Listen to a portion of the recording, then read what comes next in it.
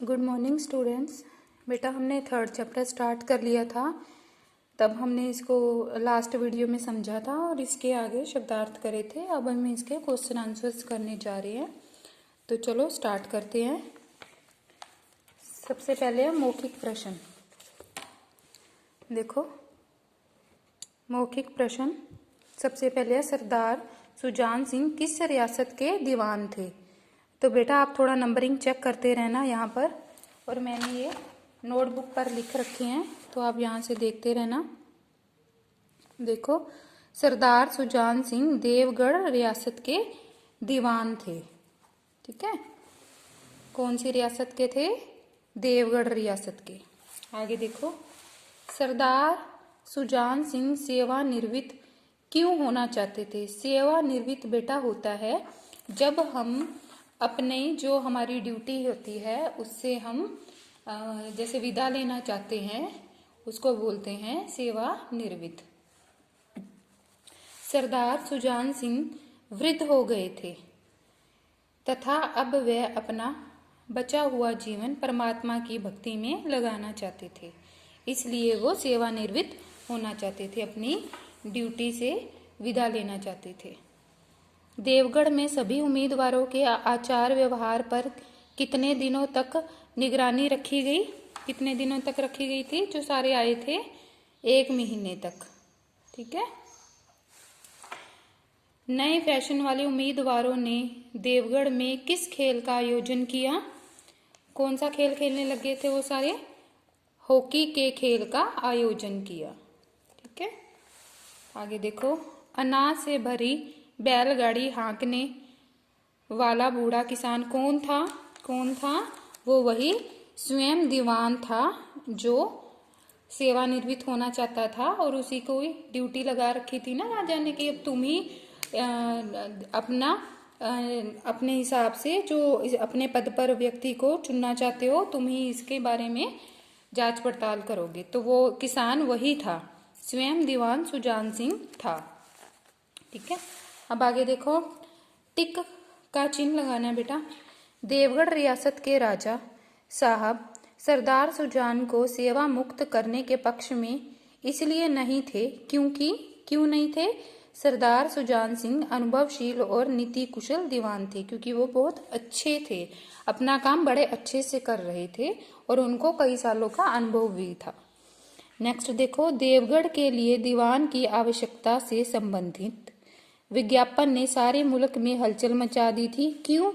क्योंकि सभी धर्मों के लोग इस पद के लिए प्रत्याशी बन सकते थे। ठीक है, नेक्स्ट, अनाज से लदी बैलगाड़ी को नाले से बाहर निकालने में किसान की मदद किसने की थी?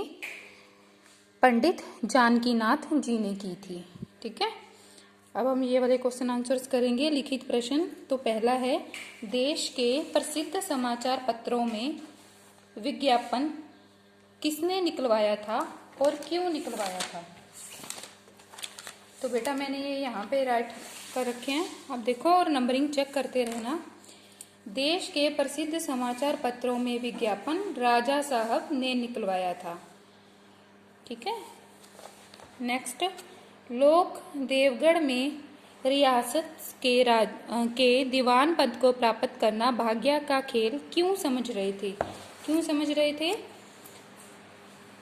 इसलिए समझ रहे थे क्योंकि इस पद के लिए किसी सनद क्या बताया था बेटा मैंने आपको? डिग्री, जो हम अपनी 1 साल की पूरी परीक्षा करते हैं, जो 1 साल की लगा लो, जो पूरी डिग्री होती है, जैसे आजकल बीएड 2 साल की है, एमएड भी 2 साल की है, जो भी अपनी डिग्री होती है, जो अपनी परीक्षा देने के बाद लास्ट वाली, उसके बाद जो हमें डिग्री मिलती है, मतलब उसकी भी ज़रूरत नहीं थी इस पद के लिए, और सिर्फ 1 महीने तक ही लोगों के व्यवहार की जांच होनी थी। मतलब 1 महीने के अंदर वो कैसा अपना व्यवहार करते हैं उसके अकॉर्डिंग ही उनको पद पर रखा जाना था। नेक्स्ट देखो, उम्मीदवार दिखावा क्यों कर रहे थे? उम्मीदवार दिखावा इसलिए कर रहे थे क्योंकि उन्हें दीवान पद पर नियुक्त होना था। वो अपने आप को अच्छे से अच्छा दिखा रहे थे ना, कि हमें ही दीवान पद के लिए नियुक्त कर लें, शायद उनको ये लगता है। हॉकी के खेल में हार जीत का वर्णन क्यों ना हो सका? हॉकी के खेल में हार जीत का वर्णन संध्या हो जाने के कारण नहीं हो सका, क्योंकि शाम हो गई थी खेलते खेलते। खिलाड़ियों ने किसान की ओर देखा मगर आंखें बंद से। कथन का अभिप्राय स्पष्ट कीजिए। मतलब इस बात का क्या मतलब है इस पाठ के अंदर? मतलब ये है, शाम का समय था और खिलाड़ी थक गए थे। वे किसान की सहायता नहीं करना चाहते थे, इसलिए उन्होंने किसान की ओर देखा मगर बंद आंखों से। मतलब बंद आंखों से मतलब देखे को अनदेखा कर देना। वो किसान की मदद नहीं करना चाहते थे। ठीक है बेटा, तो आज हम यहीं तक करेंगे। इसके आगे का हम नेक्स्ट वीडियो में करेंगे। Okay, thank you.